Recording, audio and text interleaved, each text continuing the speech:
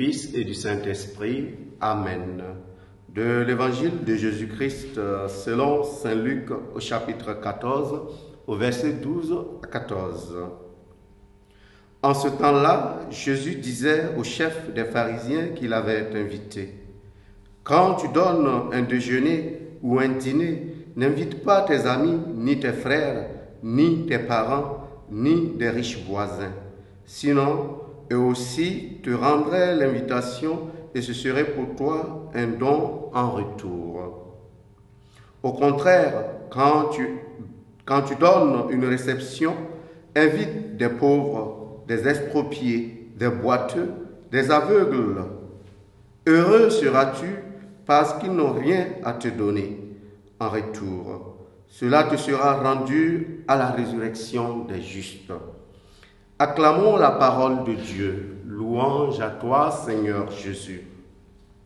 Bien-aimés dans le Seigneur, en ce lundi 4 novembre, nous contemplons le mystère du Christ à travers le visage de Charles Borromée, qui a su suivre le Christ dans sa radicalité. Et l'évangile de ce jour nous invite à cette radicalité qui passe par une certaine générosité, et générosité qui se fonde sur le principe de gratuité. Nous sommes dans un monde où très souvent nos relations sont fondées, parfois basées sur les intérêts, ce que nous pouvons gagner en retour. Et le Seigneur nous invite à sortir de cette dynamique-là pour être des hommes et des femmes généreux, mais surtout ouverts à la gratuité. Cette gratuité qui fait que la seule récompense que nous cherchons, c'est la gloire de Dieu. Cette gloire de Dieu qui se concrétise pour chacun de nous comme le chemin du bonheur. Parce que découvrir la gloire de Dieu, découvrir le visage de Dieu passe justement par notre capacité à nous donner aux autres dans un sens de service gratuit. Et autrement dit, la générosité dont il est question ici doit se retrouver à tous les niveaux et à tous les secteurs de notre existence.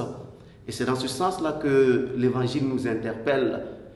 Il ne s'agit pas de rendre service à ses amis ou de rendre service à une partie de personnes que nous connaissons et d'ignorer d'autres personnes. Le Seigneur nous invite à une justice sociale qui nous rend capables de nous ouvrir aux autres de manière à nous mettre à la suite du Christ. Au cours de cette journée, nous allons demander au Seigneur qui nous aide à nous montrer vraiment inventive dans le sens de la charité, cette charité-là qui veut que nous puissions nous mettre dans le service aux autres en faisant appel à cette générosité qui n'attend rien en retour, sinon la gloire de Dieu. Loué soit Jésus-Christ.